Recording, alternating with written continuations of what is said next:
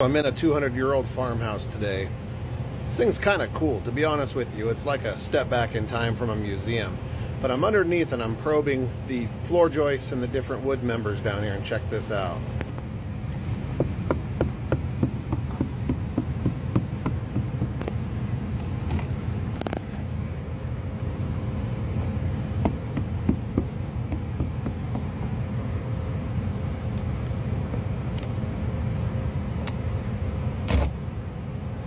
Ooh, that's a good one right there.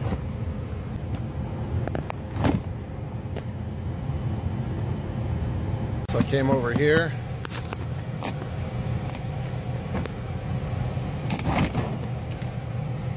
That's a big bunch of note.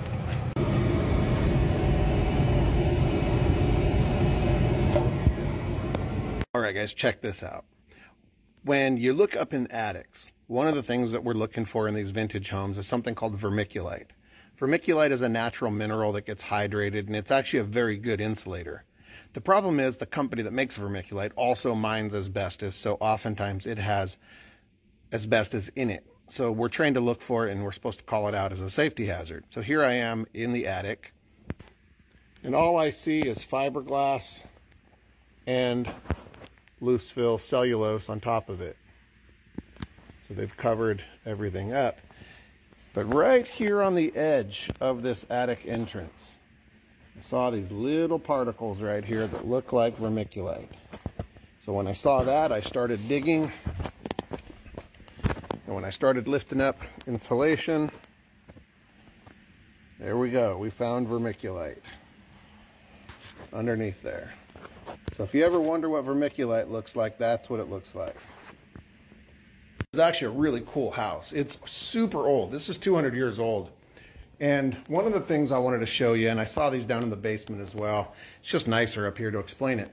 But if you look up here at the beams that this house is made of, let me show you something. See all those little marks in this beam? Those were made by a guy whose title was hewer.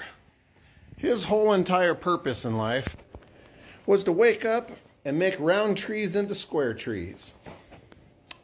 And then rumor had it that when they did the peg joinery on this stuff, let me see if I can find a peg here. So you'll see right there on that mortise and tenon joint, there's a hole right there.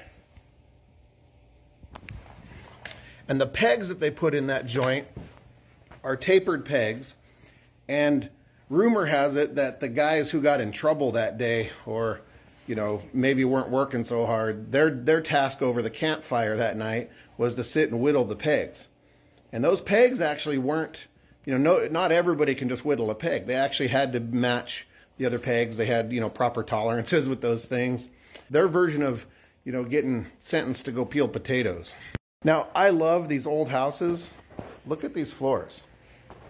This is all hardwood. And then let me show you something upstairs that I think is pretty cool. As we come up here and you look at these plank floors on the second floor, that right there is chestnut. And the really cool thing about chestnut is that chestnut floor, those trees are extinct. So the American chestnut tree, they basically got taken out by blight of some kind. I don't know exactly what, but they are gone, like they are extinct.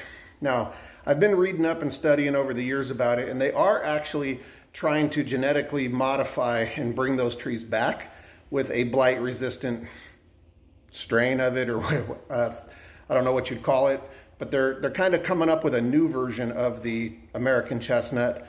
They're going to try to actually bring that wood back. I will tell you, they are some of the most beautiful floors. I've got them in my house. My house was built in 1817.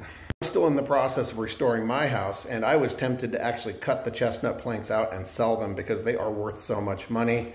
And frankly, I'm not crazy about plank floors myself.